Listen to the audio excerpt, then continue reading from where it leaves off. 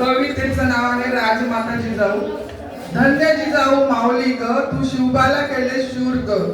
धन्य जिजाऊ माऊली ग, तू शिवबाला केले शूर ग. लखुजींची कन्या तू जाधव कुळात जन्मलीस ग.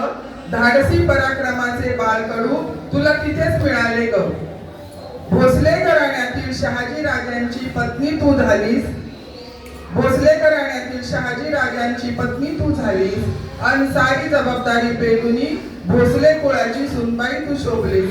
आणि सारी जबाबदारी पेलून भोसले कुळाची सुनबाई तू शोभलीस.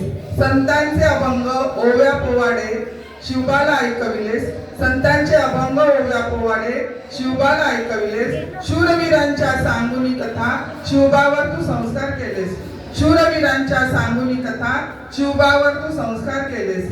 न्याय लढाई आणि राजकारणाचे शिक्षण शिवबाला दिलेस. न्याय लढाई आणि राजकारणाचे शिक्षण शिवबाला दिलेस. आणि दादाजींच्या मदतीने तू शिवबाला तरबेज केलेस. आणि दादाजींच्या मदतीने तू शिवबाला तरबेज केलेस.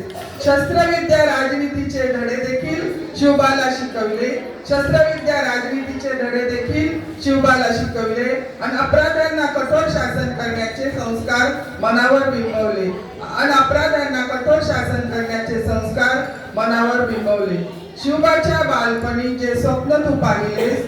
शिवबाच्या बालपणी जे स्वप्न तू पाहिले.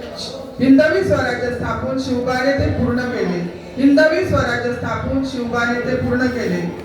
शिवबासारखा पुत्र तुझ्या पोटी जन्मला. शिवबासारखा पुत्र तुझ्या पोटी जन्मला. अनेक न्यायी राजा साऱ्या विश्वाला पाहायला मिळाला. अनेक न्यायी राजा साऱ्या विश्वाला पाहायला मिळाला. राज्याभिषेक करून शिवबा छत्रपती झाले. राज्याभिषेक करून शिवबा छत्रपती झाले. आणि न्यायाचे हिंदवी स्वराज्य साऱ्या महाराष्ट्रात स्थापन झाले. आणि न्यायाचे हिंदवी स्वराज्य साऱ्या महाराष्ट्रात स्थापन झाले. धन्यवाद. आणि सय्यद यांनी मला आजच्या कार्यक्रमाच्या अध्यक्षस्थान